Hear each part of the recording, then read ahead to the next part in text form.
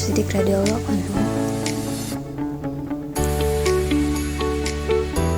Nama lengkap beliau adalah Abdullah bin Utsman bin Amir bin Ammar bin Qa'an bin Sa'ad bin Taim bin Murrah. Masa beliau bertemu dengan Rasulullah SAW pada Abu Bakar radhiyallahu anhu lahir 2 tahun setelah lahirnya Rasulullah Muhammad SAW di kota Mekah. Semasa kecil, Abu Bakar radhiyallahu anhu yang menjadi teman akrab Rasulullah SAW, keduanya memiliki sifat yang sama, yakni jujur, tidak suka berbuat kejelekan, tidak menyembah berhala, dan tidak suka minum khamar. Bahkan pekerjaan pun sama. Abu Bakar adalah seorang pedagang. Beliau adalah seorang pedagang yang semua kekayaannya untuk kepentingan dakwah Islam. Pada saat masuk Islam, Abu Bakar sudah memiliki 40.000 dirham. Semua disembahkan untuk dakwah Islam dan membebaskan budak. Rasulullah SAW paling banyak menggunakan harta. Aisyah beliau bersabda, "Tidak ada harta yang lebih memberikan manfaat bagiku selain hartanya Abu Bakar." Suatu hari Rasulullah SAW menganjurkan para sahabat untuk bersedekah. Saat itu Umar bin Khattab sedang memiliki, maka Umar pun segera pulang sembari berkata, "Hari ini walaupun hari ini saja, aku akan mendahului kebaikan Abu Bakar." Umar pulang mengambil separuh hartanya lalu menemui Rasulullah SAW. Sampainya di hadapan beliau, Umar ditanya, "Berapa yang kamu tinggalkan untuk keluargamu?" "Sebesar yang aku infakkan, ya Rasulullah." Lalu datanglah Abu Bakar dengan membawa hartanya. Rasulullah SAW bertanya kepada, "Apa yang kamu tinggalkan untuk keluargamu?" "Aku tinggalkan Allah dan Rasulnya." Mendengar ucapan Abu Bakar itu, Umar pun berkata, "Sesungguh aku tak akan bisa mendahului kebaikan Abu Bakar untuk selamanya."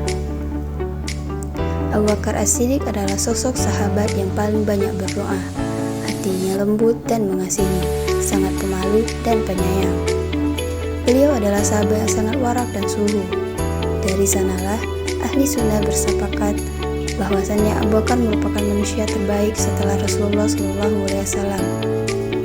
Dari sekian banyak sahabat, dirinya lah yang ditunjukkan Rasulullah SAW untuk menjadi imam sholat menggantikan beliau yang sedang sakit. Abu Bakar terus menemani dan menjadi teman paling setia Rasulullah SAW, baik ketika senang maupun susah, ketika berpergian maupun mungkin. Rasulullah SAW menggelirnya sebagai orang yang jujur atau as-siddiq, dan hanya Abu Bakarlah satu-satunya yang memiliki gelar tersebut.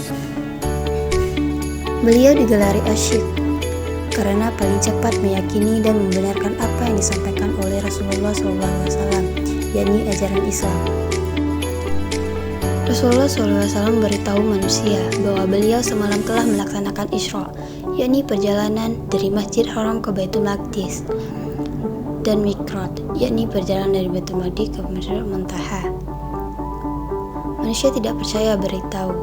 Kemudian mereka mendatangi Abu Bakar dan berkata, "Wahai Abu Bakar, apakah kamu percaya yang dikatakan temanmu Muhammad bahwa ia pergi ke Baitul Maqdis di malam hari dan sampai di sini sebelum subuh?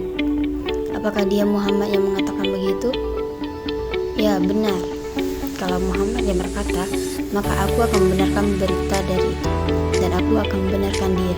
Berita yang lebih aneh dari itu." Ketika dakwah Islam mulai menyebar ke seluruh penjuru Mekah, orang-orang Quraisy merencanakan kepada Rasulullah SAW. Rasulullah SAW pun hijrah ke Madinah ditemani sahabat setianya Abu Bakar radhiyallahu anhu. Dalam perjalanan itu, Rasulullah SAW dan Abu Bakar dikejar-kejar orang kafir musyrik. Mereka bersembunyi di dalam gua. Hampir saja kesembunyian Rasulullah SAW dan Abu Bakar diketahui musuh, karena orang-orang kafir itu pun sampai juga di Asbu. Ketika musuh akan masuk ke dalam gua untuk memeriksa keberadaan Rasulullah dan Abu Bakar, Allah Subhanahu wa Ta'ala menolong mereka. Sarang laba-laba yang masih tidak rusak sedikit pun. Di sanalah orang kafir bersimpuh. Tidak mungkin Rasulullah dan pada tahun ke-11 Hijrah, Rasulullah SAW melalui Syawal yang panjang. Akhirnya para sahabat cepat ataupun melihat Abu Bakar sebagai lalunya. Setelah beliau diangkat menjadi khalifah, beliau menyampaikan pidato singkat namun penuh makna di Masjid Nabawi. Beliau memuji Allah dan, "Wahai sekalian manusia, sesungguhnya aku telah diangkat menjadi pemimpin kalian, padahal aku bukan orang terbaik di antara kalian. Jika aku berbuat baik, maka bantulah aku. Jika aku berbuat keliru, maka luruskanlah aku. Kejujuran itu adalah amanah, kedustaan itu adalah khianat. Orang-orang yang lemah di antara kalian adalah kekuatan bagiku. Semoga aku bisa menunaikan haknya, insya Allah. Dan orang-orang yang kuat di antara kalian adalah lemah sampai aku ambil kewajiban secara benar, insya Allah. Tidaklah suatu kaum meninggalkan jihad fisabilillah kecuali Allah pasti akan mengkhianatkan mereka. Dan tidak suatu kaum melakukan perbuatan keji dan maksiat kecuali pasti Allah akan menurunkan azabnya. Taatilah aku selama aku mentaati Allah dan Rasulnya, dan jika aku tidak boleh kelihatan mentaati aku." Pada masa pemerintah Abu Bakar, Muslim diuji dengan banyaknya orang-orang yang murtad dan membayar zakat, dan banyak yang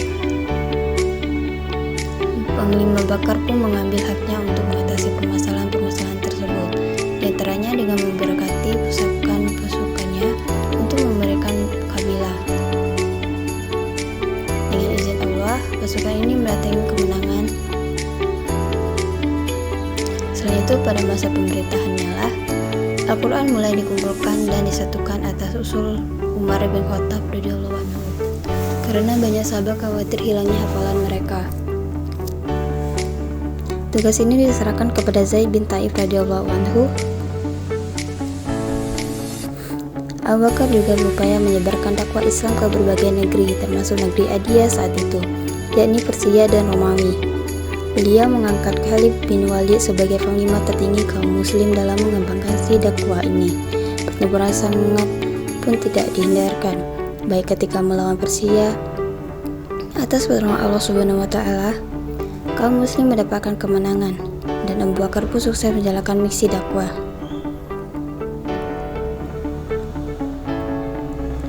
Suatu hari pada tahun ke-17, Nabi Asyik radhiyallahu anhu mandi 15 hari. Karena itu beliau tidak bisa mengalami sholat. Beliau pun meminta Umar bin Khattab radhiyallahu anhu menggantikannya menjadi imam sholat di Masjid Nabawi.